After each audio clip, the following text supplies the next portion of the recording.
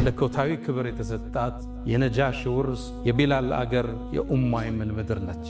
ይህን ካርዳችን ዛሬው ሌላው ቀምቶ አግላይ ፖለቲካን እያወራ አግላይ አስተሳሰብን እየከተተ ለሷ እሱ ዘብ እንደሆነ ሲናገር በምናይበት አሳፋሪ ወቅት ላይ እኛ ሙስሊሞቹ እኛና ኢትዮጵያን መነጋገር ዳግም በእኛ ላይ ግዴታ ይሆናል። ኢትዮጵያ ያኔ እስልምናን በትክክል ስትቀበል ከመካ ውጭ ሳውዲ አረቢያ ውስጥ ያሉ ሀገራቶች እንኳን ክፍለ ሀገራቶች መዲናን ጨምሮ እስልምና የሚባል አያውቁትም ነበር። አሁን የነቢዩን መናገሻ መዲነቱል ሙነወራ ከሷ በፊት 7 ዓመት በፊት እስልምና ኢትዮጵያ ውስጥ ገብቷል። ኳታር እስልምና ከመግባቷ 13 ዓመት በፊት ኢትዮጵያ ውስጥ ገብቷል። የአሁኗ ዩናይትድ አረብ ኤሚሬትስ ዱባይ ውስጥ እስልምና ከመግባቱ 15 ዓመት በፊት ኢትዮጵያ ውስጥ ገብቷል። ኢራቅ ውስጥ እስልምና ከመግባቱ 20 ዓመት በፊት ኢትዮጵያ ውስጥ ገብቷል። ጎረቤት ሀገር ግብፅ ውስጥ እስልምና ከመግባቱ በፊት 30 ዓመት በፊት ኢትዮጵያ ውስጥ እስልምና ገብቷል። በል በጣም ይግረማችሁ የአሁኗ ቱርክ እስልምና ከመግባቱ 405 ዓመት በፊት እስልምና ኢትዮጵያን ተቀላቀለ። ልብ ብላችኋል? የነቢዩ ልጅ ያረፈችበት ምድር ኢትዮጵያ ጀነት ነቢዩን ዓለይሂ ሰላቱ ወሰላም በሶስተኛ ደረጃ ተከትሎ ይገባል የተባለው ዑስማን ብኑ አፋን መላእክት ከሱ ያፍራሉ የተባለለት ዑስማን ኢትዮጵያን ረግጧል። እነ ጃዕፈር ረግጠዋል። ነቢዩ ዓለይሂ ሰላቱ ወሰላም ከሩቅ ጥበቃ ያዘዙላት መለኮታዊ ክልከላ የተቸራት የተከበረች ሀገር ኢትዮጵያ እሷ ውስጥ ፍትህ የማይዛነፍበት ንጉሥ አለ። እሷም የእውነት ምድር ነው የተባለች ምድር ኢትዮጵያ በርካታ ምሁራንን ያወጣች ልሂቃንን ያመረተች በርካታ ዑለሞችን ያወጣች በርካታ ኡስታዞችን የወለደች ማኅፀነ ለምለም ኢትዮጵያ። ልብ ብላችኋል? የነቢዩ ልጅ ያረፈችበት ምድር ኢትዮጵያ ጀነት ነቢዩን ዓለይሂ ሰላቱ ወሰላም በሶስተኛ ደረጃ ተከትሎ ይገባል የተባለው ዑስማን ብኑ አፋን መላእክት ከሱ ያፍራሉ የተባለለት ዑስማን ኢትዮጵያን ረግጧል። እነ ጃዕፈር ረግጠዋል። አሳዛኝ ሆኖ ትርክቱ ተበላሽቶ በቢላል ስም የሚጠራ ጎዳና ማጣታችን፣ በቢላል ስም የሚጠራ ሙዚየም ማጣታችን አሳዛኝ ነው። እንደ ሀገር እንደ መንግስት ማለት ነው። ኢትዮጵያ 31 ሰሃባዎች ከርሰ ምድሯ ውስጥ አጸደ ገላቸው አረፏል። 31 ሰሃባ እንደተቀበሩ ታውቃላችሁ? ይህን ታሪክ ማን ያወራል? በርካታ ሰሃባዎች እትብታቸው የተቀበረበት የተወለዱበት መሬት ነው ኢትዮጵያ። ለእኛ ኢትዮጵያ ቀላል። ይህን ታሪኳ ግን ዛሬ ተቀብሮ አግላይ ጸሐፊዎች ጽፈዋት ኢትዮጵያ የሆነ ቀለም እንድትዝ የሆኑ ሰዎች ውርስ ብቻ እንድትመስል አንዱ መጤ ሌላኛው ደግሞ ባለርስት ተደርጎ እንዲታሰብ ተደርጓል። አክሱምን ትመርጥና የሐረርን ግንብ ትረሳል። ላሊበላን ታነሳና ሶፍ ዑመር ዋሻን ትዘነጋለ። ሶፍ ዑመር ዋሻ በዓለም ዩኔስኮ የተመዘገበ ትልቅ ታሪካችን ግን ሶፍ ዑመር አሕመድ ስለሚባሉ የታሪክ ክፍል ታረጋቸው አልፈልግ። ሚኒሊክ ብለህ ታገዝፈውና ኢማሙ አሕመድ ሲመጣ ደግሞ ግራኝ የሚል ታፔላ ትሰጠዋል። በዚህ መልኩ ሀገራት እየተዘለለ እየተመረጠ የተወሰኑ ሰዎች ብቻ የሚታወሱበት ሌሎች የተደፈቁበት ሀገር መሰረት። ይሄ የታሪክ ትርክትና አስተሳሰብ ነው ዛሬ አክሱም ላይ ያሉ ወንድሞቻችንን መከራ እያበላቸው ያሉ። ሙስሊሞቹ እዛው ተወልደው ቋንቋቸው እዛው እትብታቸው እዛው ተቀብረው ዛሬ ለመቀበር 30 እና 50 ኪሎ ሜትር ከከተማዋ መውጣት ይጠበቅባቸው። ይሄ ትርክት ይሄን አስተሳሰብ ፈጥሮ አለፈ። ይሄ ቅድም ያወራሁት የታሪክ አጻጻፍ ሂጃብ እህቶቻችን ለብሰው እንዳይሰግዱ ስንክሳር ሆኗል። አሁን በየፖለቲካው ምህዳር የምታዩት ንግዱ ቦታ ላይ የምታዩት ክፍተቶች ሁሉ የዚህ አስተሳሰብ ውጤት ነው። ከፈለው መጤ ከፈለው ደግሞ ባላለ። እዚህ ሀገር ቀድሞ የገባው ማን ነው? ክርስትና ወይስ እስልምና? ከሰሜኑ አካባቢ ክርስትና ቀድሟል። አዲስ አበባን ይዞ ወደ ታች ደግሞ እስልምና ቀድሟል። ሚኒሊክ ግዛታቸውን አስፋፍተው ሐረርን ጅማን ከማቀፋቸው በፊት ጅማ እኮ እስላማዊ ሀገር ነች። ሀዲያ እኮ እስላማዊ ሀገር ነች። ሐረር እኮ እስላማዊ ሀገር ነች። የእስልምና የመገበያያ ሳንቲም ያላት ሀገር ነች። የራሷ ጦር ያላት ክፍለ ጦር ያላት ሀገር እኮ ነች። እሷን ስታቅፋት እስልምና ቀድሞ ነበር እዛ ውስጥ። ስለዚህ አዲሷ ኢትዮጵያ ውስጥ የሆነ ቦታ ላይ ቀድሞ ይገባል፣ የሆነ ቦታ ደግሞ ቀድሞ ሌላ ሃይማኖት ገብቷል። የሁለቱ ውህደት ነች። እንደ ድሮ አንዱ አንዱን ደፍቆ የሚኖርበት ታሪክ አክትሟል፣ ተቀብረዋል። አሁን ሁሉ ጋር አቅም አለ፣ ሁሉ ጋር ቁጥር አለ፣ ሁሉ ጋር ጉልበት አለ። አሁን የሚነሳው ክፍተት፣ አሁን የሚነሱ ግጭቶች እንደ ድሮ በቀላሉ የሚቆሙ አይደለም። ውድመቱ ከባድ ነው። የሚያዋጣን አንድ ነገር ብቻ፣ መደመር፣ መሰላሰል፣ መሰባጠር፣ አብሮ መጓዝ፣ መጣመር ብቻ። ተባብረን እንደግ ስትል የእናንተም የእኛም ሀገር ነው። ሁሉም እኩል ነፃነት አግኝቶ ሁሉም ቤተ እምነቱን ገንብቶ ሁሉም ሃይማኖቱን በነፃነት አድርጎ ከዛ በኋላ ያለውን በእውቀት እንደኛይ ያና ሃይማኖት ከኔጋ በእውቀት አውርደን እውቀት ሲያሸንፍ አባል ይሆን።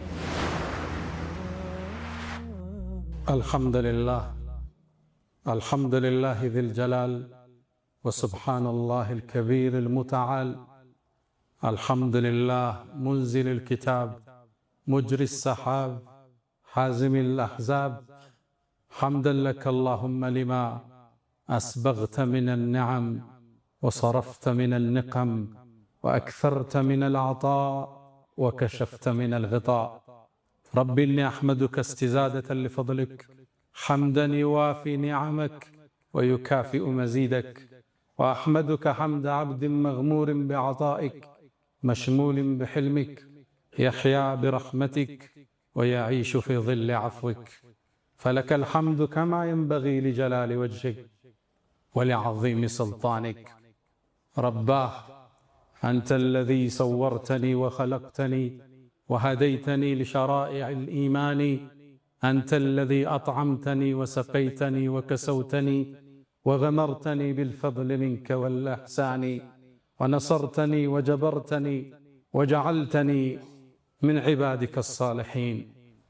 ونشرت لي في العالمين محاسنا وسترت عن أبصارهم عصياني وجعلت ذكري في البرية شائعا حتى جعلت جميعهم إخواني.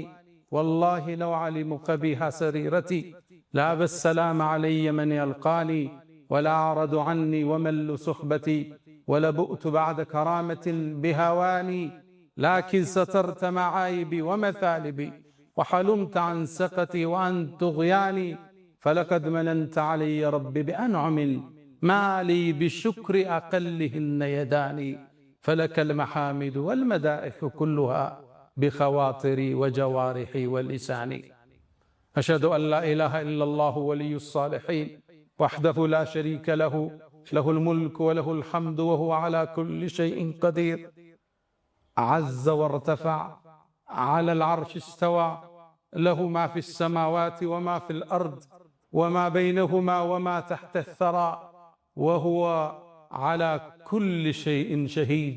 وأشهد أن سيدنا وإمامنا وقرة أعيننا محمدا عبد الله ورسوله وخيرته من خلقه وأمينه على وحيه.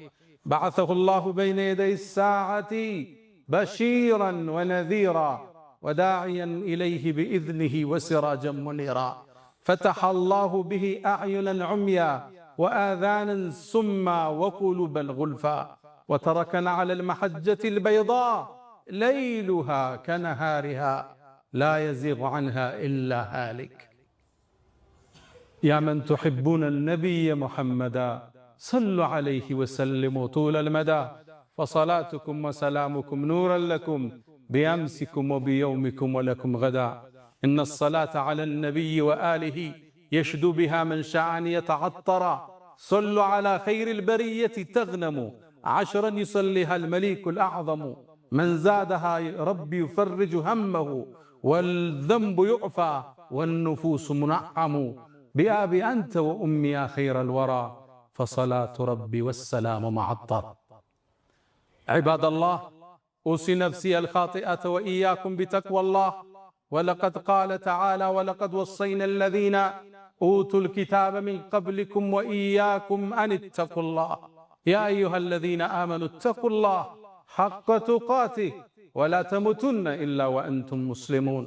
يا أيها الذين آمنوا اتقوا الله وقولوا قولا سديدا يصلح لكم أعمالكم ويغفر لكم ذنوبكم ومن يطع الله ورسوله فقد فاز فوزا عظيما. معشر المؤمنين ባለን አጭር ሰዓት ከፊት ለፊት ያለውን ደመና እየተጠባበቅን ስለ ውዷ ሀገራችን ስለ ኢትዮጵያ እናወራለን። ኢትዮጵያ የበርካታ ብሔር ብሔረሰቦች ምድር፣ ቀለመ ብዙ፣ ብሔረ ብዙ፣ ቋንቋ ብዙ ኢትዮጵያ አላህ ከርሰ ምድሯንም ሆነ ገጸ ምድሯን የባረከላት የረድኤት ምድር ኢትዮጵያ ውስጥ ከኢትዮጵያ ወጣው የሚፈሱ ከ10 የሚበልጡ ወንዞችን የያዘች ሀገር ትራንስ ባውንደሪ ይሏታል። ወደ ኢትዮጵያ የሚፈስ ወንዝ የለም ከኢትዮጵያ የሚወጣ ቢሆን እንጂ። ኢትዮጵያ ከ30 የማያንሱ ስመጥር ሐይቆችን የያዘች ምድር። ሳውዲ አረቢያን ብንወስድ አንድ ሐይቅ የላትም። ኢትዮጵያ ግዙፉን ጣናን ጀምሮ ስመጥር 30 ሐይቆችን አላህ የሰጣት የባረካት ምድር። ኢትዮጵያ ስምጥ ሸለቆ ማለፊያ የሆነች በርካታ ማዕድንን፣ ነዳጅን፣ ወርቆችን፣ አልማዞችን የያዘች የተባረከች ምድር ኢትዮጵያ። ኢትዮጵያ ከ2000 በላይ በስም የሚታወቁ ተራሮችን የያዘች ሀገር። ወራሪዎች እንኳን መጥተው ሊወሯት ሲሉ አረበኞቹ ሸሂዶቹ ብቻ ሳይሆን ተራሮቹም አብረው ተዋድቀውላቸዋል። ለጠላት አልተመቹም የተባለላት ሀገር ኢትዮጵያ። ኢትዮጵያ የነጃሺ መናገሻ፣ የቢላል ምድር፣ የኡሙ አይመን አፈር ኢትዮጵያ። ኢትዮጵያ እሷን ካልነኳችሁ እንዳትነኩት ሲሉ ነቢዩ ዓለይሂ ሰላቱ ወሰላም ከሩቅ ጥበቃ ያዘዙላት መለኮታዊ ክልከላ የተቸራት የተከበረች ሀገር ኢትዮጵያ። ኢትዮጵያ እሷ ውስጥ ፍትህ የማይዛነፍበት ንጉሥ አለ። እሷም የእውነት ምድር ነው የተባለች ምድር ኢትዮጵያ። ኢትዮጵያ በርካታ ምሁራንን ያወጣች፣ ልሂቃንን ያመረተች፣ በርካታ ዑለሞችን ያወጣች፣ በርካታ ኡስታዞችን የወለደች ማኅፀነ ለምለም ኢትዮጵያ። ኢትዮጵያ አላህ ዘንድ የተለየ ቦታ ያላት የመጀመሪያው የስደት ምድር የቢላል አፈር ኢትዮጵያ። ይቺ ሀገር ለሌላው ዘፈን ማሻሻጫ ልትሆን ትችላለች፣ ለሌላኛው ደግሞ የፖለቲካ ፓርቲ ውድድር ማጣፈጫ ቅመም ልትሆን ትችላለች። ለኛ ግን መለኮታዊ ክብር የተሰጣት የነጃሺ ውርስ የቢላል አገር የኡሙ አይመን ምድር ነች። ይሄን ካርዳችን ዛሬው ሌላው ቀምቶ አግላይ ፖለቲካን እያወራ አግላይ አስተሳሰብን እየከተተ ለሷ እሱ ዘብ እንደሆነ ሲናገር በምናይበት አሳፋሪ ወቅት ላይ እኛ ሙስሊሞቹ እኛና ኢትዮጵያን መነጋገር ዳግም በእኛ ላይ ግዴታ ይሆናል። እንደምታውቁት ነቢዩ ዓለይሂ ሰላቱ ወሰላም የአብርሃምን መንገድ ለማስቀጠል፣ የሙሳን ፋና ለማስቀጠል፣ የኢየሱስን መንገድ ለማስቀጠል ጥሪውን ይዘው መካ ላይ ሲነሱ መካ ለሳቸው ምቹ አልነበረች። ባልደረቦቻቸው ወደ የት ይሸሹ? ነቢዩም ዓለይሂ ሰላቱ ወሰላም ከወሕይ ተነገራቸውና ወደ ዝች ምድር ወደ ኢትዮጵያ እንዲሰደዱ ሰሃባዎች ተወሰነ። ጃዕፈር እየመራቸው የመጀመሪያው ቅፍለት ወደ ዝች ሀገር ተመመ፣ ወደ ኢትዮጵያ። ኢትዮጵያ ያኔ እስልምናን በትክክል ስትቀበል ከመካ ውጭ ሳውዲ አረቢያ ውስጥ ያሉ ሀገራቶች እንኳን ክፍለ ሀገራቶች መዲናን ጨምሮ እስልምና የሚባል አያውቁትም ነበር። አሁን የነቢዩን መናገሻ መዲነቱል ሙነወራ ከሷ በፊት 7 ዓመት በፊት እስልምና ኢትዮጵያ ውስጥ ገብቷል። ኳታር እስልምና ከመግባቱ 13 ዓመት በፊት ኢትዮጵያ ውስጥ ገብቷል። ያሁኗ ዩናይትድ አረብ ኤሚሬትስ ዱባይ ውስጥ እስልምና ከመግባቱ 15 ዓመት በፊት ኢትዮጵያ ውስጥ ገብቷል። ኢራቅ ውስጥ እስልምና ከመግባቱ 20 ዓመት በፊት ኢትዮጵያ ውስጥ ገብቷል። ጎረቤት ሀገር ግብፅ ውስጥ እስልምና ከመግባቱ በፊት 30 ዓመት በፊት ኢትዮጵያ ውስጥ እስልምና ተገብቷል። በል በጣም ይግረማችሁ ያሁኗ ቱርክ እስልምና ከመግባቱ 405 ዓመት በፊት እስልምና ኢትዮጵያን ተቀላቅሏል። ኢትዮጵያ ከእስልምና ጋር ለየት ያለ ቁርኝት ያላት ሀገር ነች። ነቢዩ ዓለይሂ ሰላቱ ወሰላም የመጀመሪያውን ቅፍለት ላኩ። ሰሃቦቹም ተመለሱ። እንደገና 83 ቅፍለቶችን የአብራክ ክፋያቸውን ሩቅያን ከባላቸው ዑስማን ጋር አድርገው ወደ ኢትዮጵያ ለስደት የላኩባት ምድር ኢትዮጵያ ነች። ልብ ብላችኋል? የነቢዩ ልጅ ያረፈችበት ምድር ኢትዮጵያ። ጀነት ነቢዩን ዓለይሂ ሰላቱ ወሰላም በሶስተኛ ደረጃ ተከትሎ ይገባል የተባለው ዑስማን ብኑ አፋን መላእክት ከሱ ያፍራሉ የተባለለት ዑስማን ኢትዮጵያን ረግጧል። እነ ጃዕፈር ረግጠዋል። ስለ ኢትዮጵያ ያለን ዕውቀት እጅግ ቁንጽልና ትንሽ ብቻ ነው። የነጃሺ ምድር ነች። ፍትሃዊ ንጉስ የእውነት ምድር ነች ኢትዮጵያ። ነጃሺ ሲታወስ የመጀመሪያ የሰለመው ንጉስ ማለት ነጃሺ። ኢትዮጵያን ጸሐፍቶች ግማሹ አምነው ግማሹ ቢያስተባብልም ዓለም ላይ ያሉ ዕውቅ ጸሐፍት ይህን ታሪክ ያረጋግጣሉ። ከዛም በላይ የአላህ ምስክርን ቁርአን ላይ ይበቃናል። ነቢዩ ዓለይሂ ሰላቱ ወሰላም ዳዕዋቸውን ይዘው ሲነሱ አስተባበሏቸው። ወየቁሉ الذين كفروا لست مرسلا እነዛ ከሃዲያን እኮ አንተ የአላህ ነቢይ መልእክተኛ አይደለህም ይሉሃል።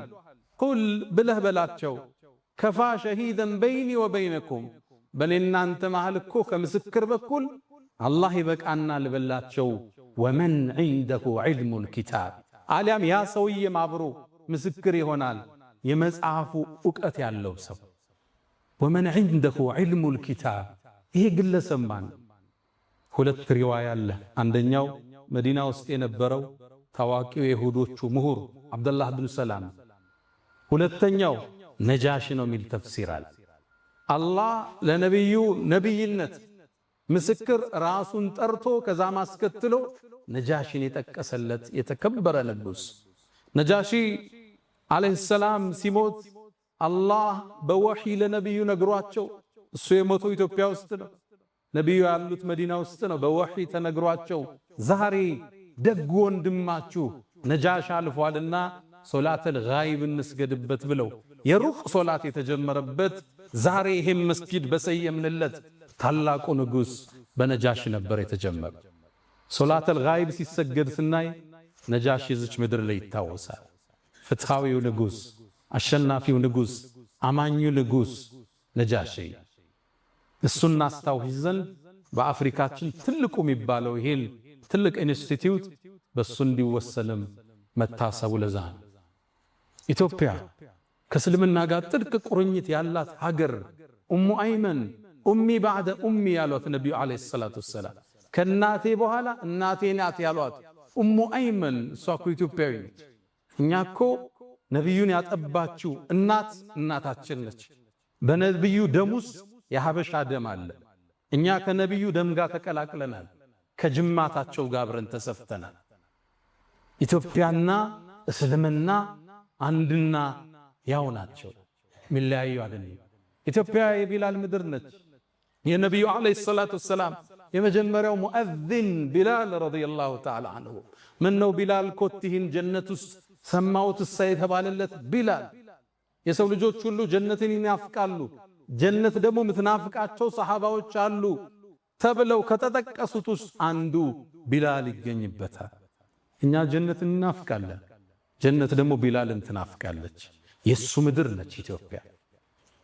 አሳዛኝ ሆኖ ትርክቱ ተበላሽቶ በቢላል ስም የሚጠራ ጎዳና ማጣታችን፣ በቢላል ስም የሚጠራ ሙዚየም ማጣታችን አሳዛኝ ነው። እንደ ሀገር እንደ መንግስት ማለት ቱርክ ውስጥ ብትሄዱ ከኛ በኋላ 400 500 ዓመት እስልምና የተቀበለው ቱርክ ውስጥ ካሏት 85,000 መስጊዶች ውስጥ በርካቶችን ቢላል ተብለው ተሰይመዋል። ቱርክ ውስጥ ሙአዚን ሆነ ስትመረቅ ሰልጥነ የቢላል ወራሽ የሚል ሰርቲፊኬት ይሰጣል። ኩዌት ውስጥ ብትሄዱ የቢላል ጎዳና የሚል ታገኛላችሁ። ሳውዲ አረቢያ ውስጥ ያልተወለደበት እቺ ምድር ትላልቅ ሰሃባዎችን የነቢዩን ባልደረቦችን ያመረተች ምድር ኢትዮጵያ።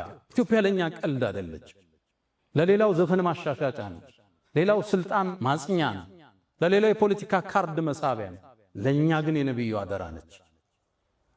እኛንን የመጀመሪያው አንሷሮቹ ሙሃጅርና አንሷር እንሰማለን። ከመካ ተሰደዱ ወደ መዲና ስደተኞች አሉ፣ ሙሃጅር አንሷር አሉ፣ ዲኑን የረዱ።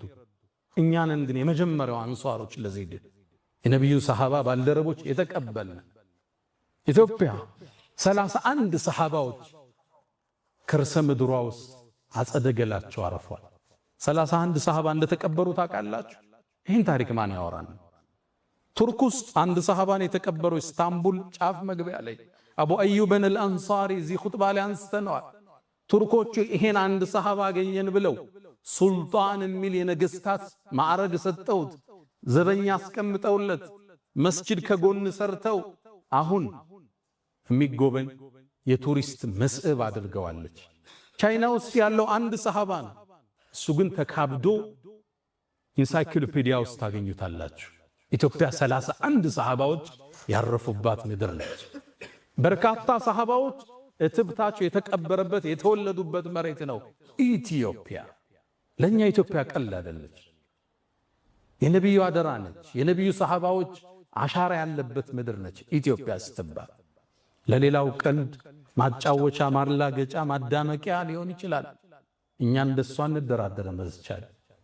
ለኛ ልዩ አገር ነች። የመሻይኾች ምድር ነች። የዑለማዎች ምድር ነች። በርካታ ዓሊሞችን ያፈለቀች ሀገር ነች ኢትዮጵያ።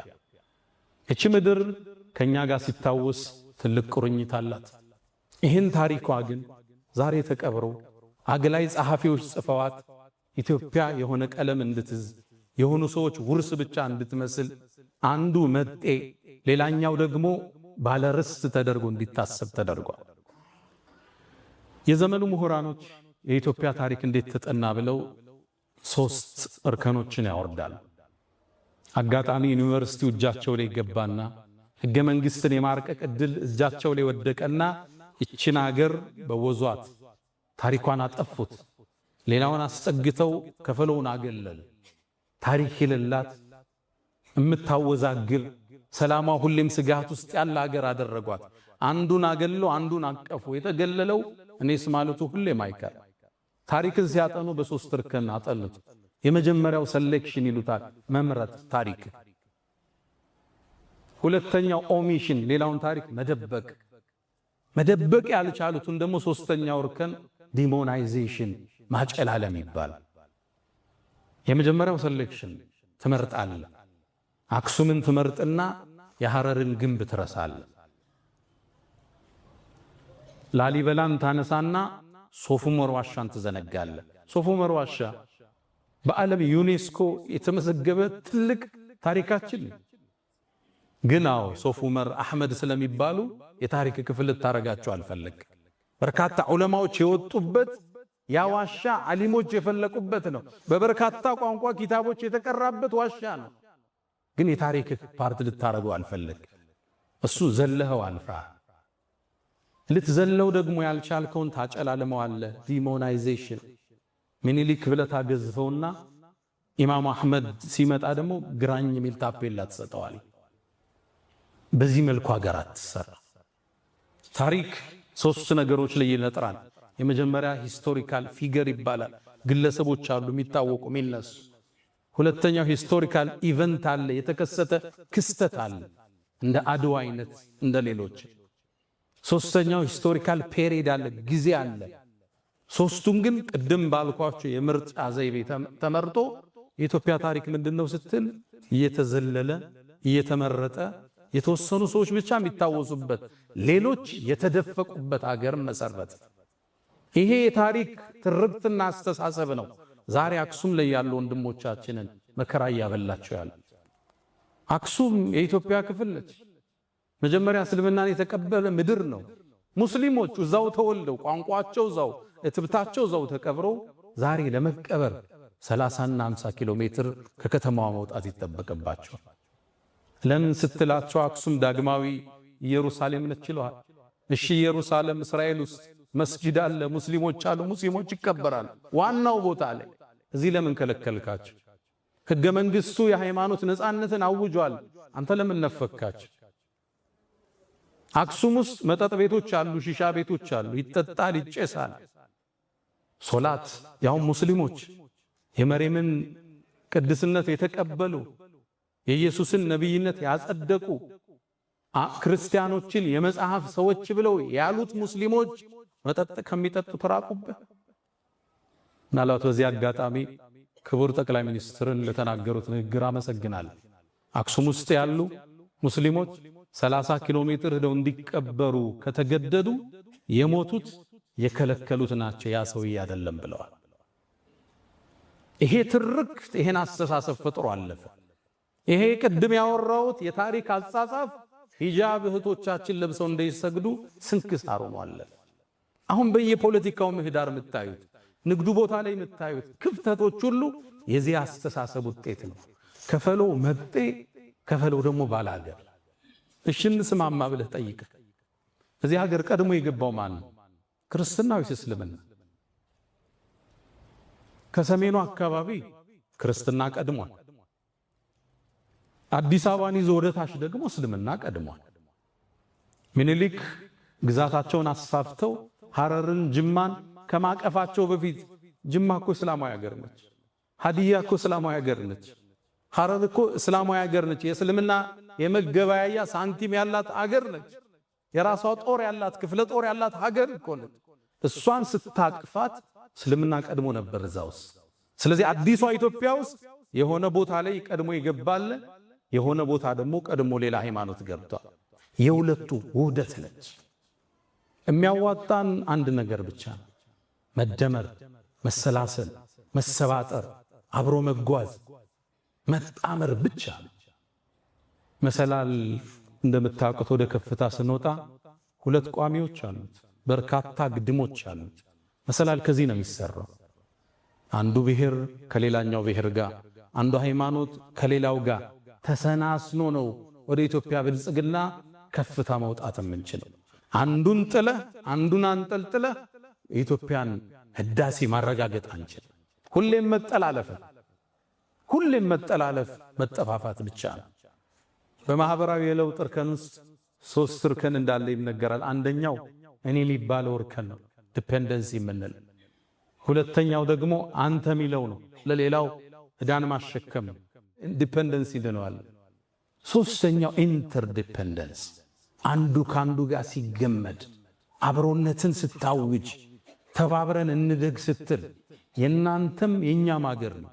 ሁሉም እኩል ነፃነት አግኝቶ፣ ሁሉም ቤተ እምነቱን ገንብቶ፣ ሁሉም ሃይማኖቱን በነፃነት አድርጎ ከዛ በኋላ ያለውን በእውቀት እንደያይ ያና ሃይማኖት ከኔጋ በእውቀት አውርደን እውቀት ሲያሸንፍ አባል ይሆናል። በማግለል በመግፋት ይችን ሀገር ወደ ላይ ከፍ ልናደርጋት አንችልም። አላ ወፈዓሉ الخيرات واستغفروا ربكم فطوبى للمستغفرين።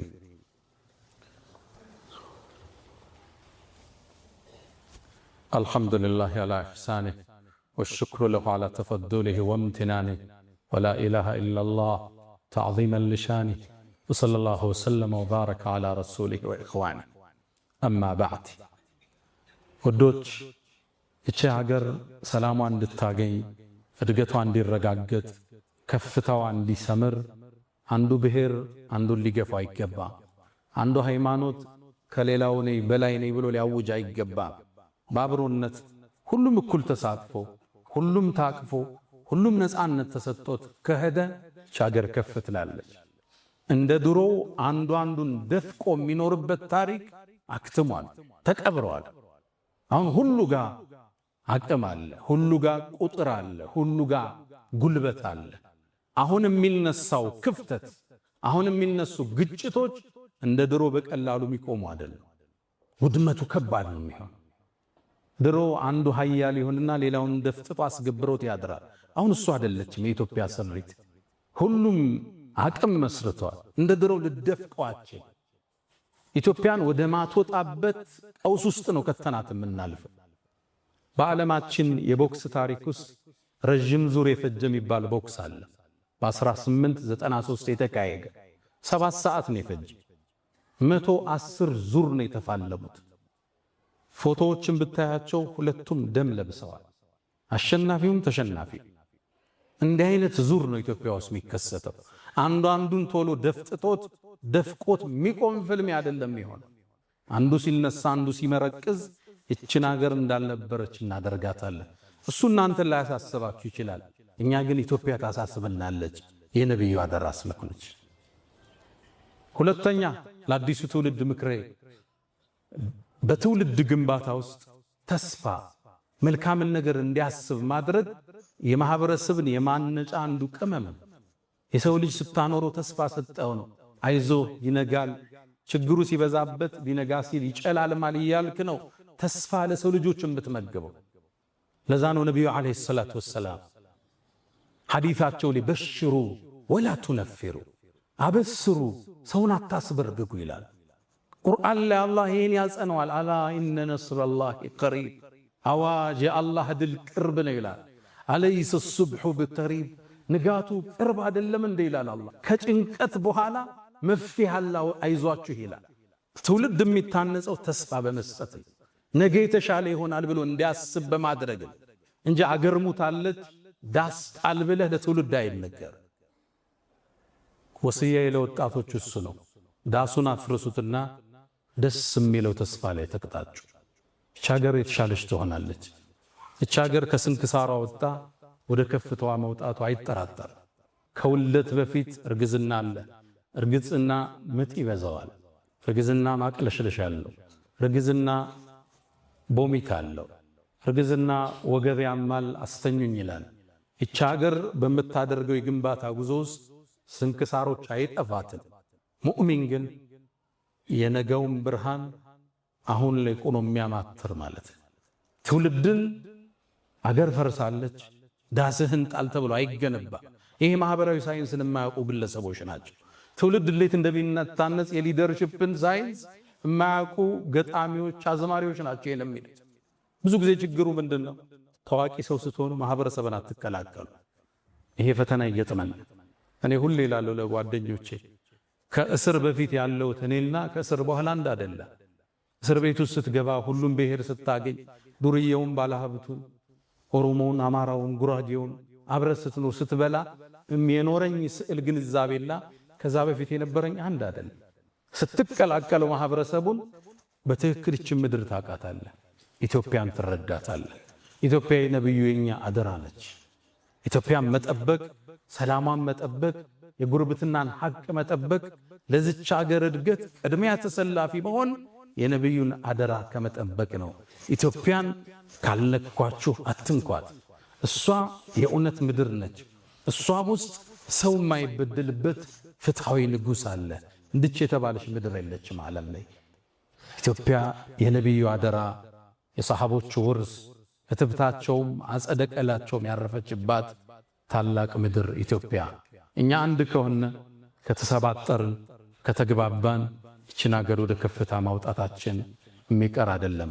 ያ መን ትሕቡነ ነቢየ ሙሐመዳ ሰሉ ዐለይሂ ወሰልሙ ጡለል መዳ ፈሰላቱኩም ወሰላሙኩም ኑረን ለኩም بيامسكم وفي يومكم ولكم غدا إن الله وملائكته يصلون على النبي يا أيها الذين آمنوا صلوا عليه وسلموا تسليما اللهم صل على محمد وعلى آل محمد كما صليت على إبراهيم وعلى آل إبراهيم وبارك اللهم على محمد وعلى آل محمد كما باركت على إبراهيم وعلى آل إبراهيم في العالمين إنك حميد مجيد اللهم أعز الإسلام والمسلمين وأذل الشرك والمشركين ودمر اللهم أعداءك أعداء الدين اللهم لا تدع لنا في مقامنا هذا ذنبا إلا غفرته ولا هما إلا فرجته ولا دينا إلا قضيته ولا رزقا إلا وسعته ولا مريضا إلا شفيته ولا غائبا إلا رددته ولا ميتا إلا رحمته اللهم إنا نسألك العفو والعافية والمعافاة الدائمة